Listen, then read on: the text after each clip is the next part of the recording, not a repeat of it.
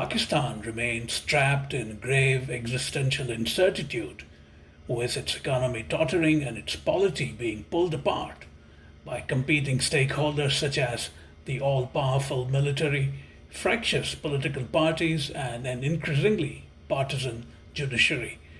This is even as an investigative report by the Intercept website said the Biden administration helped Pakistan secure a controversial new bailout from the International Monetary Fund or the IMF after Islamabad agreed to secretly sell arms to the US for the war in Ukraine.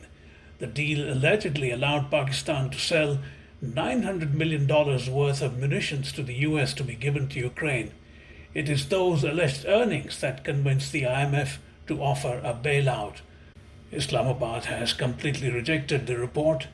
However, there are those within the country who believe it happened.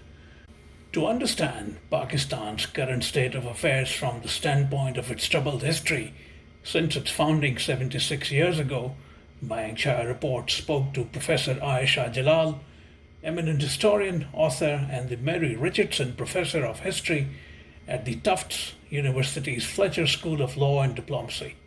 Professor Ayesha Jalal. Professor Jalal, it's a great pleasure to have you on. Welcome to Mayank Chhaya Reports. Oh, thank you. It's very good to see you after such a long time. Likewise. I want to start with something very specific. I'm sure you are aware of a rather damning report in a site called The Intercept. Yes, I am aware of it. Yes. About how the Biden administration has helped Pakistan secure an IMF bailout in return for supplying munitions for the war in Ukraine. Now, that's a crazy arrangement, and only the US would engage in something like that. How do you see this deal? I mean, it's $900 million, and it's once again dragging Pakistan back into so-called great game. Yeah, but what I find very odd is that that's been the relationship between Pakistan and the United States for many, many decades. And while we know it's changing now, first of all, I don't know the veracity of the report. It's been firmly denied by the Foreign Office in Pakistan. So I can't say for sure that this has actually happened. And in an age of fake news, anything's possible. But it doesn't surprise me. American pressure is not unusual. I don't see why we have to moralize about it. That's the way things work behind the scenes. I think that's what it is. It's not just Pakistan, but there are other countries on which the United States has put considerable pressure for this, unfortunately, very, very debilitating Ukraine war, which really should be brought to an end now. But it seems that continuing the war seems more important for certain elements, and that's the disheartening facet of this. So as I said, I'm not privy to any information that confirms that Pakistan was actually did provide what the Intercept says to the Ukrainians. So I think that's something that is probably, it could be very much a concoction, given the fact that Imran Khan found himself in Ukraine, in Moscow on the day. So, the PTI media network, social media network is hyperactive, desperately trying to change narratives to suit their own purposes. So I'm very skeptical. But that doesn't mean that I believe that America is not capable of that. I have seen the historical evidence for that. I just don't think Pakistan is that key at this stage in America's, on America's radar for Pakistan to be sort of singled out to do something of the sort. But nevertheless, I'm not going to discount it since I don't know. If it is indeed the case, and I also heard from a couple of people in Islamabad about this, who are rather credible when they make claims like that. So irrespective of the details of what the Intercept has said, if there is indeed something behind the scenes going on, my broader question is, how long do you think Pakistan can sell its geostrategic value to prop up its economy? I don't think it can. I think that's over.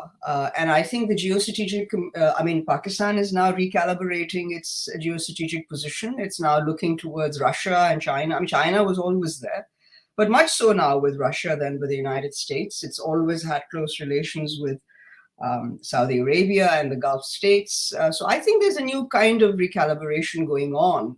And So I think that I don't think that Pakistan is returning to a relationship of subordination and dictation, receiving dictation from the United States. I mean, even if it is, I don't think the impact is anywhere close to what it used to be during the period of Zia and the immediate aftermath. I think things have changed, and the Pakistanis are aware of that.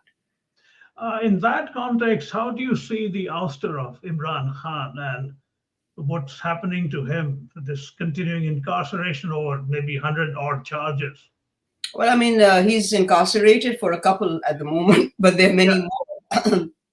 Well, I mean, I think this is not entirely for geostrategic reasons. I mean, it's true that there was a perception in the military that under Imran, relations with a variety of key allies suffered for a variety of reasons.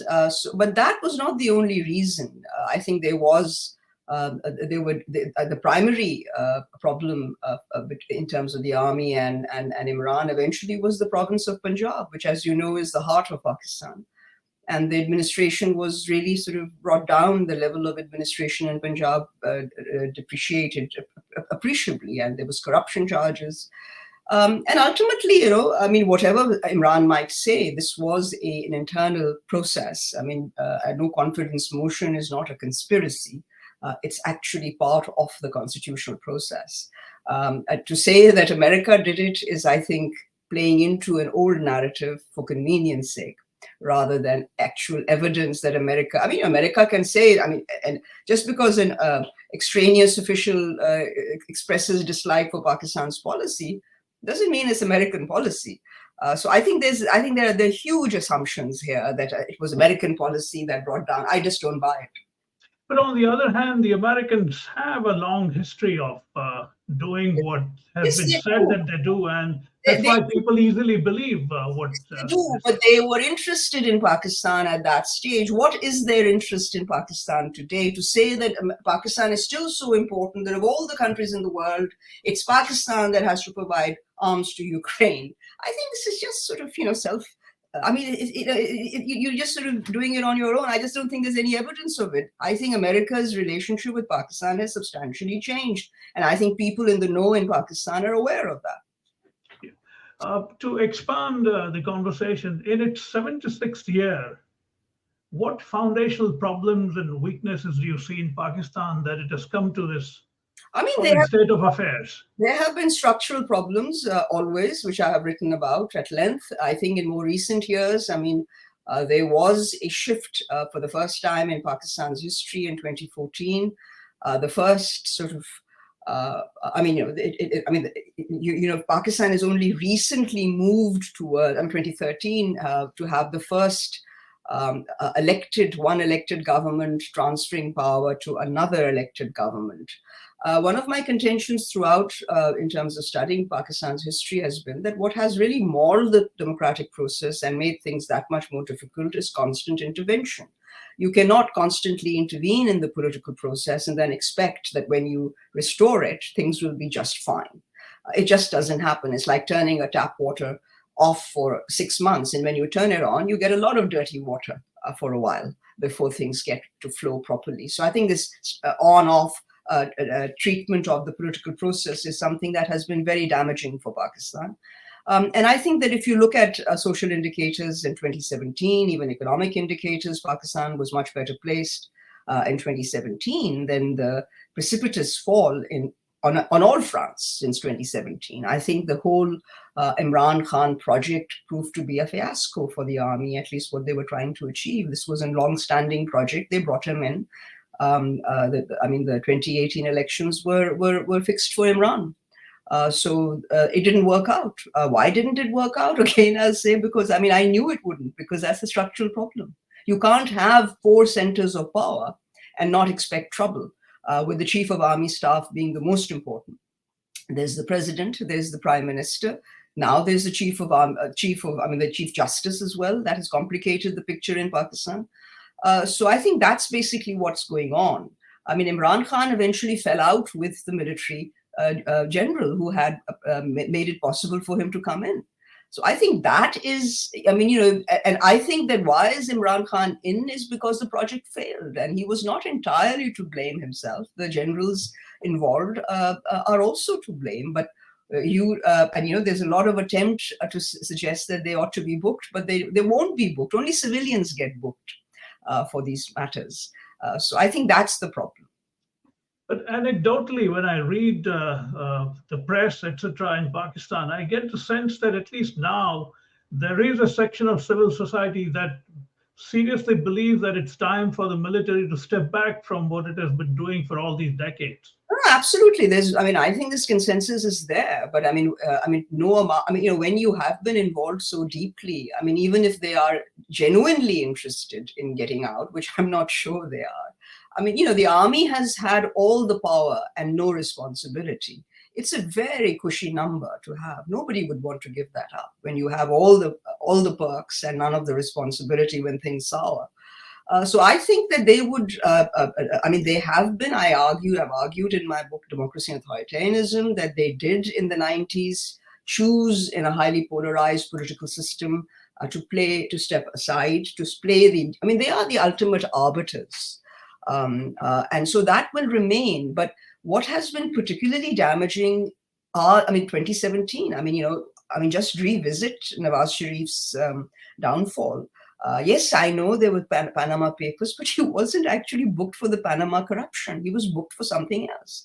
He was disqualified for some idiotic reason, which was that he hadn't declared a 10,000 dinar salary that he was, allowed to take from his son's firm, of which he was on the board of directors, and he forgot to report it to the election commission, and so he was disqualified for life. Now, that's laughable. We're not stupid idiots in Pakistan. I think that's what the army needs to learn, that people are not stupid. They see what is going on. So I think so to disqualify that man, and then Imran Khan has a ton of cases, and he's still above board. So I think people are irritated with all of this that's going on. Neither of them, I'm going to take any sides. I don't really care to take sides because there's no side worth taking. But the problem has been structural. There has been an imbalance between civil and military relations, but even within the civilian component, you have the judiciary that has become more and more assertive, and that has gravely complicated matters and resulted in a decline in the quality of just about everything in Pakistan. The military, the judiciary has been extremely partisan and problematic. Why is it that civil society in Pakistan has not been able to, at the very least, dilute military primacy, if not seize altogether? Well, because the political parties are all ready to do deals with the military. They're much more. Why did Imran Khan go and do a deal with the military? Why did the PDM then decide to work with the establishment? To come into power, you have to work with the establishment, but you need to change that relationship with the establishment. Decides who comes in and how long they stay in. You need to govern. You need to create legitimacy for yourself by delivering, and that process has become extremely difficult in a neoliberal context where nothing really works, and where the judiciary is becoming increasingly has become far too interfering, and so bureaucrats, instead of doing their work, now are being dragged into courts. So that is the problem. And when you can't govern, you cannot have legitimacy with the people. And that gives the army the opportunity to manipulate from behind the scenes. And that's what's going on. It's almost as if the judiciary is another political party in Pakistan, isn't it? I think you're very... They should declare it as a judicial party of some sort. The judiciary is divided, like everything else in Pakistan. And so, this recent change, the recent elevation of the new Chief Justice has brought high hopes, because Qazi Isa is known to be a man who works according to the Constitution. I think that the previous Chief Justices have really brought down the level of the judiciary by being so partisan, overtly partisan. But I think that there is still hope that there will be a rule according to the Constitution from now on. And if there isn't, you're absolutely right that it is being perceived as a political party. which is very unfortunate. But I would only sort of remind you that it is a political party that is divided. Yeah. Now, if one were to separate political parties from civil society, are there elements within ordinary civil society there which are saying enough is enough? We have been taken for a ride for such a long time. Yes, but this Maybe is everything needs to change. I mean, the sad part, of course, that you have to realize is that the events of May 9th, following Imran Khan's arrest, have only not just intensified the authoritarianism of the state, it has also legitimized it. Because when you attack state institutions, no amount of democracy allows you to go and attack 200 military installations. So the point here is that, unfortunately, that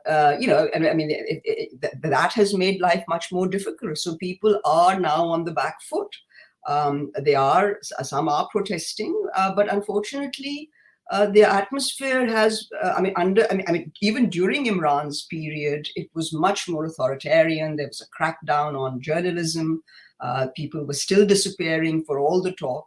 So nothing really changed. I mean, so to now say that the PDM is now, the government that replaced Imran engaged in authority. So did Imran. So they are Democrats so long as they're out of power. The moment they get into power, they become authoritarians. Right. But don't you think civil society can argue legitimately that? I'm saying in terms of the military that if you're going to behave like a political party, our response to you would be that of a political party. But you have to understand that civil society is divided. I mean, one of the great impacts of neoliberalism, and this is not restricted to South Asia, to Pakistan, but the whole of South Asia, is that the intersectional nature of interests has been undermined, and it has become that much more difficult for people to mobilize across interests. People are mobilizing on small, narrow interests. And that makes it easier for the state and interest groups to handle them and isolate them. So they're in their silos. I think that is, so civil society, while, and if I may allow to say so, I mean, there's a chunk of civil society that was highly mobilized on social media for Imran.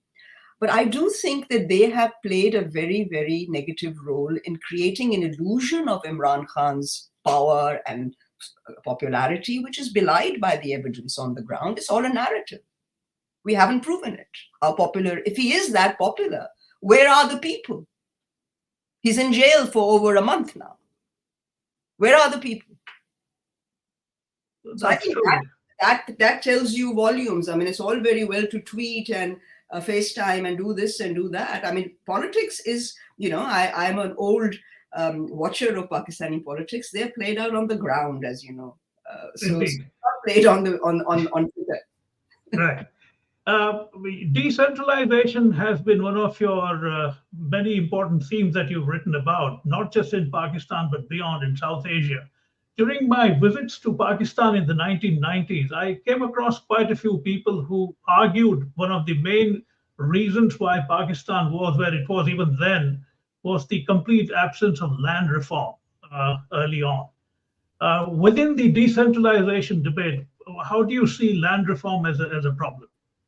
Well, I mean, the point is that it's who's making the reforms, who's running the show. I mean, if the landed elite have, I have argued in my work that, in the 50s and 60s, an arrangement was worked out where the landed or the dominant social classes became junior partners in the firm that was going to manage Pakistan.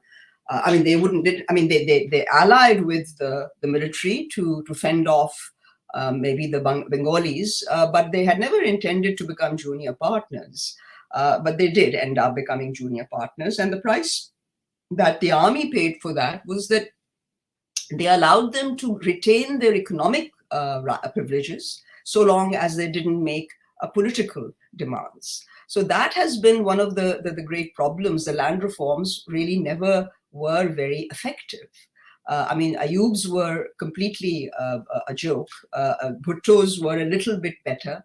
And something that people have never forgotten. I mean, the reason why Bhutto still has some sort of resonance amongst the people is populism and the fact that he did give some land to the tiller.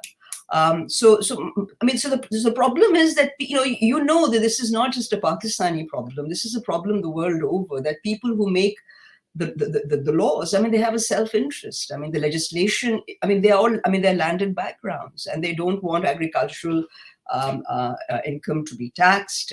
I mean, I think this is a long-standing battle.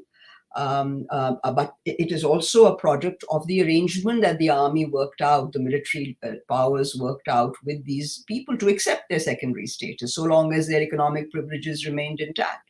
But if that is no longer possible, as is the case, because what is Pakistan facing today is not just its perennial political instability, but there's an economic crisis of unprecedented proportions. The army now is coming into agriculture. So that will lead to changes. I think there is now much, because of the IMF, there's much greater talk about, Pakistan doesn't tax itself. It faces a dual problem in its, if I were to be concise in its economy, one relates to alarmingly falling productivity. You need to be productive to trade, to keep your exports above your imports, which is not happening. And the second is the refusal to tax the elements that need to be taxed. You can't keep on taxing the middle class. The rich don't pay their taxes. Right. So, that is the most important issue at the moment. Within that, where do you see the quality of education for young Pakistanis? Yeah, absolutely deteriorated, Mr. Chhaya. The point is that this has been a long-standing issue, which is related to many other factors.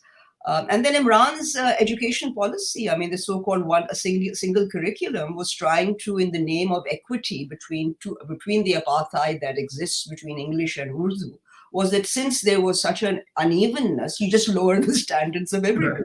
So the point is that this is not logical. Pakistanis need to be, one of the things that happened is that the private educational systems that came up in the 90s and afterwards, places like LUMS where I've taught and many others, I'm not saying this is good enough, but they are producing people who are of high quality. But this aim at creating a single curriculum was meant to bring it down. And sadly, if I may also let you know, is that none of this probably has really begun to hurt. But what has happened is that Quranic recitation has started. And so even non-Muslims are having to go through this, which is really against the constitution. You can't force them to be, to hear the Quran every morning. So, it's just all symbolism. This is not, they're not really improving the educational system. I struggle with Pakistanis who are educated in their system, who try to come here. They can't really express themselves. Right. That's the problem. Yeah, it gives me an interesting segue into Jinnah. Do you believe that after 7.5 decades, Pakistan has developed a distinct identity that may have at least some of the features of what Jinnah envisioned? It's... Sorry to interrupt. You talked about Quranic citations that you mentioned. Now, I'm sure Jinnah perhaps wouldn't have been particularly happy about that. But this is performative, Mr. Chhaya. This is not something, I would have no objection if kids were being taught what the Quran, actually has, the content of it, but this is rote recitation. This is not with explanation. It's just a performative act. And it's not something Mr. Jinnah would, but I think more than just the Quranic aspect, look at the treatment of the minorities. Ahmadis are being subjected to attacks on a regular basis.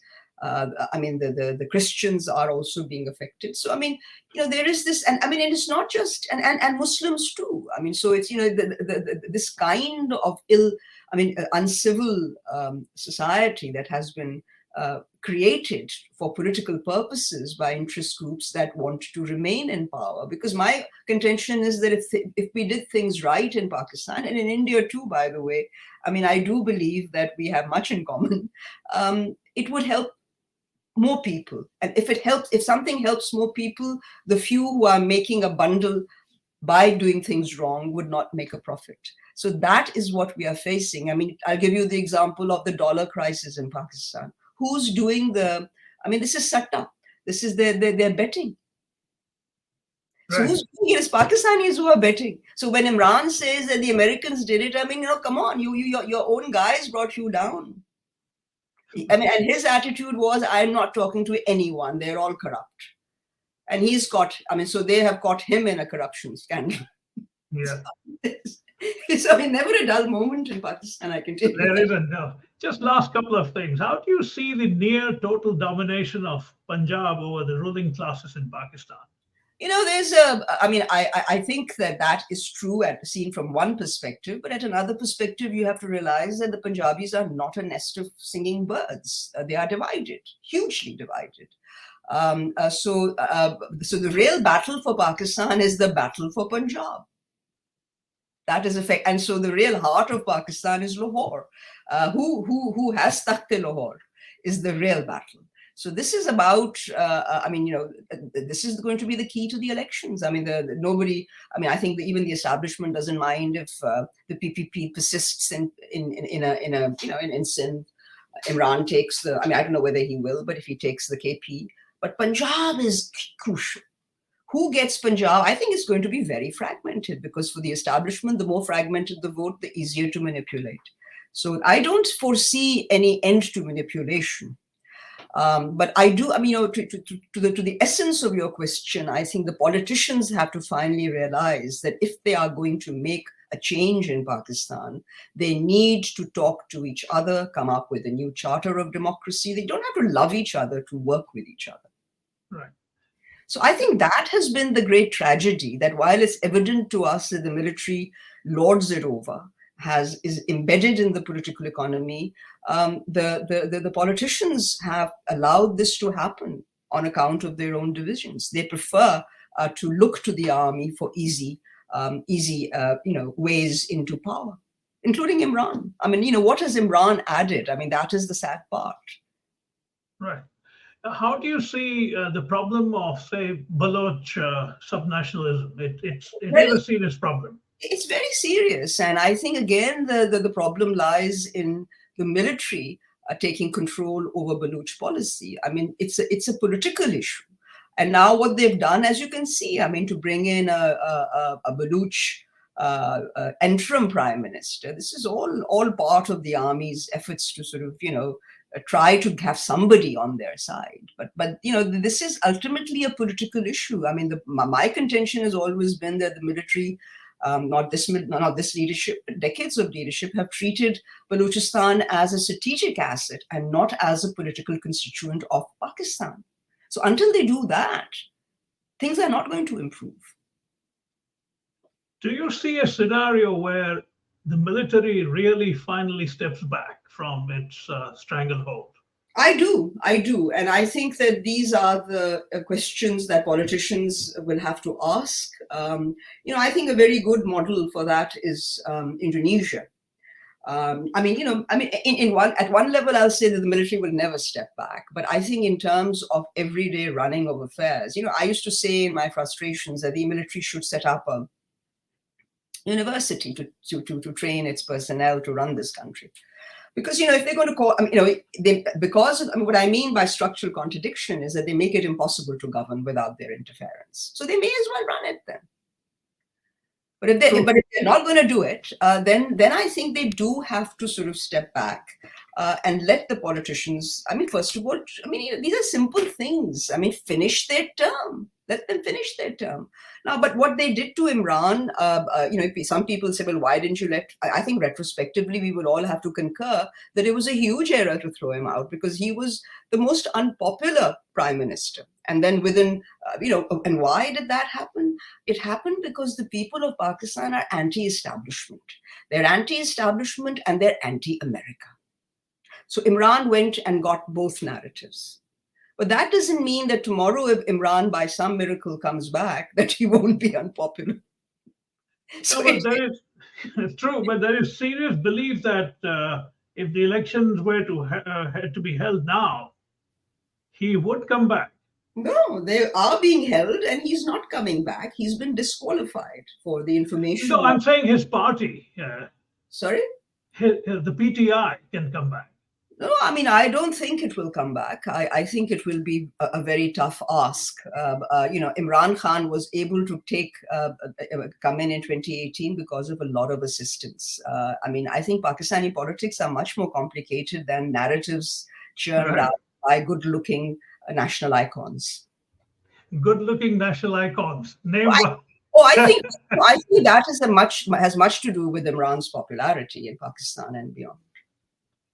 That he seemed to be a good-looking, honest, I mean, he's not even that honest anymore, I think, from what the evidence is. He used to be good-looking, yes. He's just nice-looking, so that, I mean, that's what counts in Pakistan. I think we're, so people are not really deep. And Imran himself, I think, was quite content to just be PM. He just doesn't know the complexity of how to govern the country. Yeah. I mean, that was his side, because he's not really a politician. Right. I mean, he was just the national icon. Right. Before I let you go, so who is the next good-looking person that you can see on the horizon? No, I'm good-looking. It was not my comment. This is. I understand. No, I understand. I'm being a bit facetious. No, good-looking. I think it's who's going to be acceptable to the establishment, and at this stage, there's talk about one or the other of the Sharifs. So it's back to square one, right? That's what I'm trying to tell you. I mean, what has been achieved? I mean, that's why I would really urge you to go and look at Pakistan's economic indicators in 2017. I certainly would. No, this has been wonderful, Professor Jalal. I'm so glad you found the time. I hope it was worth your while, and I would be happy to be in touch with you from time to time if that's okay. It's wonderful to talk to you. All the best.